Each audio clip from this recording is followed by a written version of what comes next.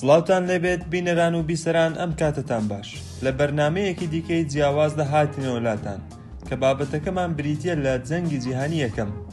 هیوادارم هەر بینەر و بیسەر بن با دەست پێ بکەین.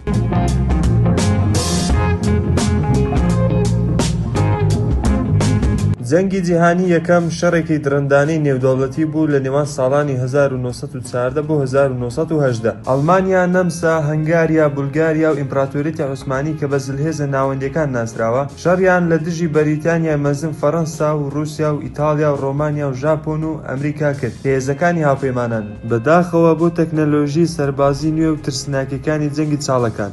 جەنگی جیهانی یەکەم ئاستێکی بێوێنەی کوشتن و وێرانکاری بینی. بە شکستی هێزە ناوەندیەکان و مردنی زیاتر لە 16 ملیۆن کەس لە ئەوروپا و جیهاندا کۆتایی پێهات. گرژیەکان لە سەرانسەری ئەوروپا بەردەوام بوون دوای یەکخستنی ئەڵمانیا و لەکارنی ناوچەکانی فەڕەنسا دوای جەنگی فرانکۆ-پڕوسیا لە ساڵی 1870. بەرزبوونەوەی ئەڵمانیا هاوسەنگی هێزەکانی ئەوروپای تێکدا و بووە هۆی یاریەکی هاوپەیمانی. هێرشەکە لە بۆسنیا ڕوویدا، ئەو شوێنەی کە هەوای ئیمپراتۆریەتی هەنگاریای نەمسا لەلایەن نەتەوەپەرستێکی سربیەوە کوژرا کە هەوڵی کۆتاییهێنان بە دەسەڵاتی نەمسا بەسەر بۆسنیا دەدا. هەنگاریا بە پشتیوانی ئەڵمانیا حکوومەتی سربیای تۆمەتبار کرد بە هێرشەکە و جەنگی ڕاگەیاند دژی سربیا کە لەلایەن رووسیاوە پشتیوانی دەکرا. استراتیژی ئەڵمانیا کە بە پلانی شلێڤ ناسراوە بۆ جەنگ بوو لە دوو بەرە دژی فەڕەنسا و رووسیا. پلانەکە ئەوە بوو کە بە خێرایی زۆربەی سوپاکەی لە ڕۆژئاوا سەر بکاتەوە بۆ شکستپێهێنانی فەڕەنسا، پاشان هێزەکانی بەرەو ڕۆژهەڵات بگوازێتەوە و پێش ئەوەی رووسیا بتوانێت بە تەواوی بجوڵێت.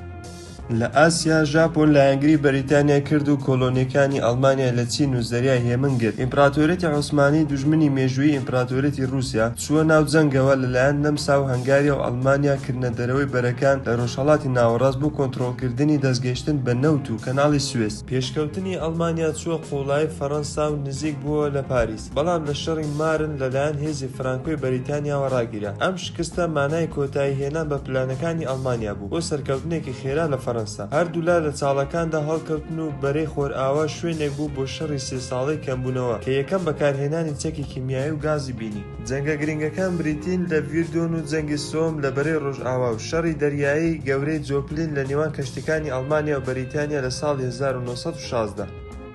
داهێنانی ئەم دوایە فڕۆکەوانی یەکەم جار بۆ چاودێریکردن بەکارهێنرا. دواتر فڕۆکەکان بەرەبەرە بۆ بۆمبارانکردن و شەڕی ئاسمانی بەکاردەهێنرا. لە سەرانسەری جیهاندا کۆلۆنیە ئەوروپیەکان و شانشینە بەریتانیەکانی وەک هیندستان لە ساڵانی 1914 بۆ 1916 بەشداریان لە جەنگدا کرد. سوپای رووسیا چەندین هێرشی کردە سەر بەرەی ڕۆژهەڵات، بەڵام نەیتوانی هێڵەکانی ئەڵمانیا بشکێن. هێزەکانی هاوپەیمانان هەوڵیاندا ڕێگایەکی پێداویستی لە تەنگەی داردەنلێز بکەنەوە و دواتر دەستیان کرد بە داگیرکردن نیمچە دوورگی گالیپۆلی. ئیتالیا لە سەرەتادا بەشێک بوو لە هاوپەیمانێتی سێلایەن لەگەڵ ئەڵمانیا و نەمسا و هەنگاریا تا ساڵی 1915.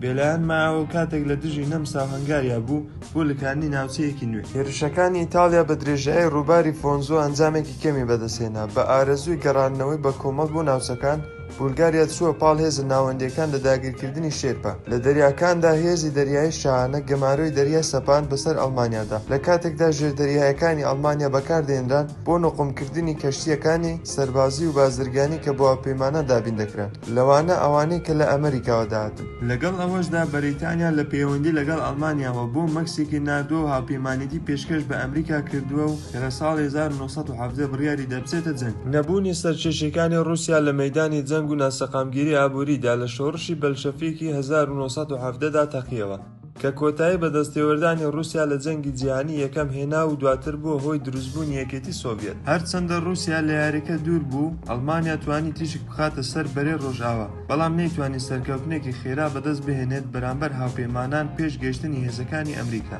سەرەڕای سەرکەوتن لە گالیپۆلی دواتر شۆڕشێکی حەربی دروست دەکات کە پاڵپشتی بەریتانیەکان کلێسایان ناچار کرد لە تشرینی یەکەمی 1970 پەیماننامەیەک لەگەڵ هاوپەیمانان واژوو بکەن. لەگەڵ ئەوەشدا هەنگاریای نەمسا لە ناوەوە هەڵوەشایەوە و بەهۆی زیادبوونی بزوتنەوەی نەتەوەپەرستی لە نێو دانیشتوانە هەمەجۆرەکەیدا گەیشتە ئاگربەست. کەمبوونەوەی سەرچاوەکان لە مەیدانی جەنگ و خۆبەدەستەوەدانی هاوپەیمانەکانی ئەڵمانیا لە کۆتاییدا ناچار کرا بە دوای ئاگربەستێکدا بگەڕێت لە 1918 بە کۆتایی هێنان بە جەنگی جیهانی یەکەم. جەنگی جیهانی یەکەم یارمەتیدەر بوو پێگەی ئابووری و ئەمریکای بەهێزتر کرد و بۆ هۆی ڕووخانی چوار ئیمپراتۆریەتی گەورە، ئیمپراتۆریەتی ئەڵمانی، نەمسا، هەنگاریا و رووسیا و عوسمانی لەناوچوون. نەتەوەکان جەنگەکان دروست کران لەوانە پۆڵەندا و فینلەندا و تورکیا و چێکۆسلۆڤاکیا و یوگسلاڤیا. ئەڵمانیا ناچار بوو سوپاکەی ببڕێت و قەرەبووی جەنگی قورس بکاتەوە و چونکە بە تاکە بەرپرس دادەنرا لە زیانەکانی جەنگ لەلایەن پەیماننامەی ڤێرسای. ئەم پەیماننامەیە لەلایەن خەڵکی ئەڵمانیاوە بە شەرمەزاری دادەنرێت بناغی جەنگی جیهانی دووەمی داناوە و سەرەڕای دامەزرانی کۆمەڵەی نەتەوەکان کە ئامانجی بەرەو پێشبردننی ئاشتی بوو.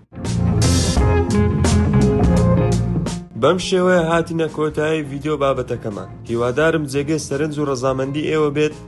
هەر شاد بن.